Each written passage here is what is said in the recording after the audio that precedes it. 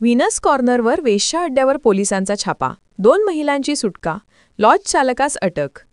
कोल्हापूर शहराच्या मध्यवर्ती भागातील व्हीनस कॉर्नर चौकात सुरू असलेल्या वेश्या व्यवसायावर स्थानिक गुन्हे अन्वेषण शाखा व अनैतिक मानवी वाहतूक प्रतिबंध विभागाच्या संयुक्त पथकाने सोमवारी रात्री छापा टाकून 2 महिलांची सुटका केली असून लॉज चालकास अटक करण्यात आली आहे। जयसिंग मधुकर खोत वय 26 राहणार कुंभारवाडी तालुका शाहूवाडी असे अटक केलेल्या आरोपीचे नाव असून या कारवाईत रोख 9,000 रुपये, मोबाईल असा सुमारे 20,000 रुपयांचा मुद्देमाल जप्त करण्यात आला आहे।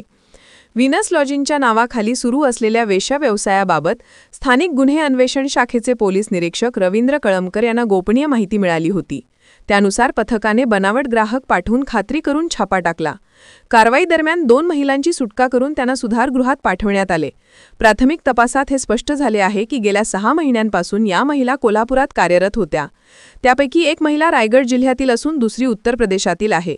सदर आरोपी जयसिंग खोत याला शाहूपुरी पोलिसांच्या ताब्यात देण्यात आले असून पुढील तपास सुरू आहे। चॅनलला सबस्क्राइब करा आणि परिसरातील ताज्या घडामोडी सर्वात आधी बघण्यासाठी बेल आयकॉनला क्लिक करा।